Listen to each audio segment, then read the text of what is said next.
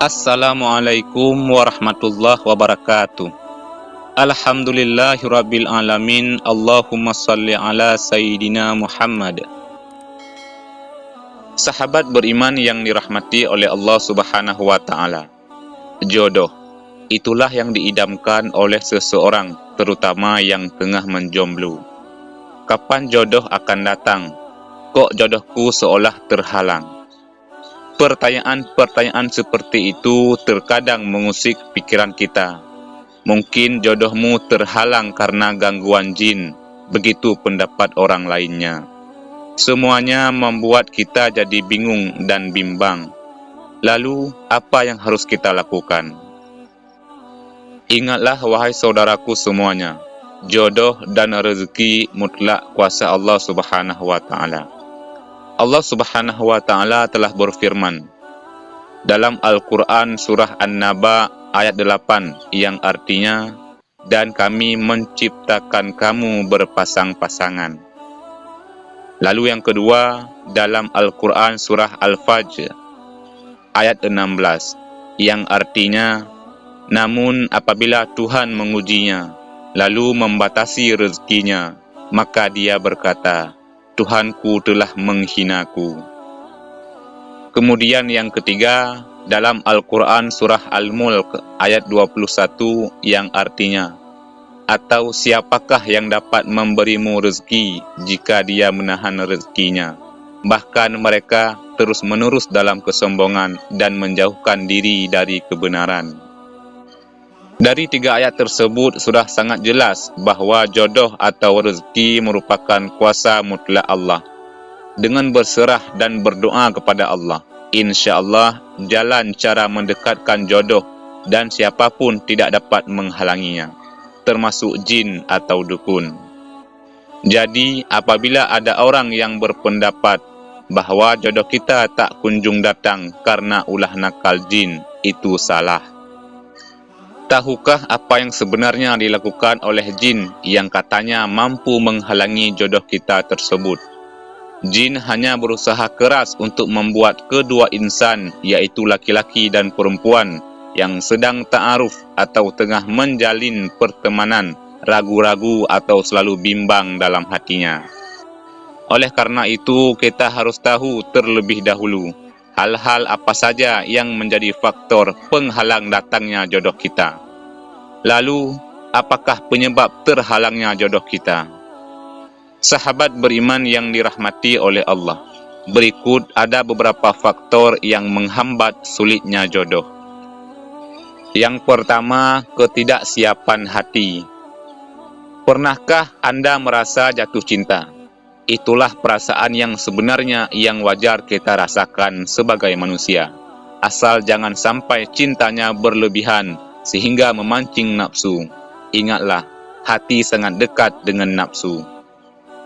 Dua hati yang kita miliki, yaitu hati sanubari dan hati nurani.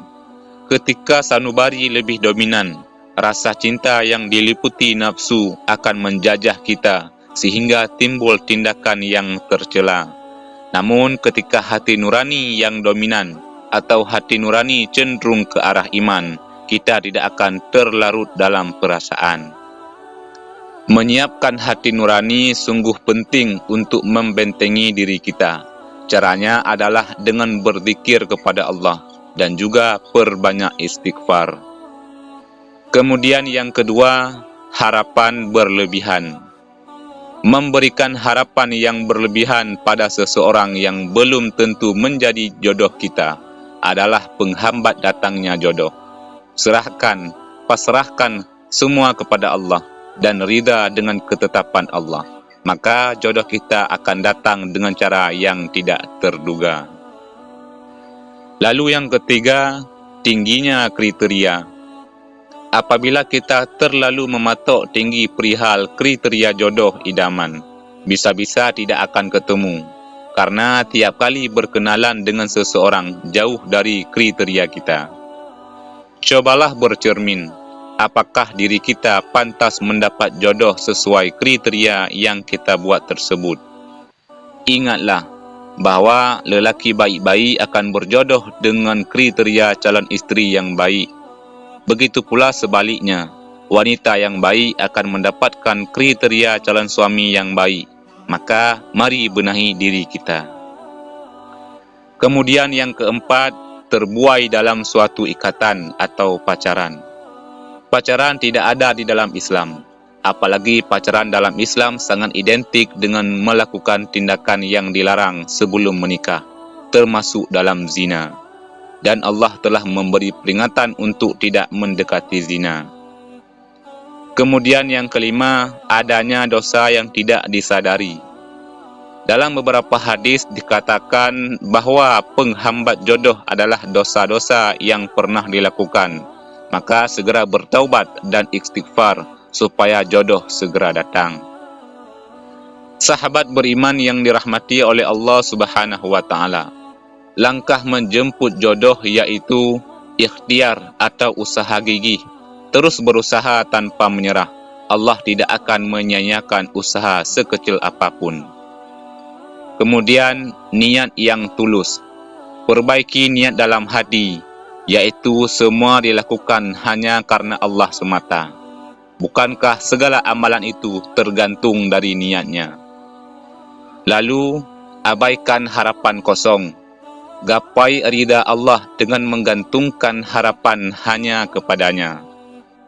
Sahabat beriman yang dirahmati oleh Allah, itulah hal-hal yang bisa menghambat datangnya jodoh. Hindarilah hal-hal tersebut agar jodoh Anda segera datang. Dan ingatlah bahwa jodoh adalah orang yang dikirimkan oleh Allah yang terbaik untuk kita.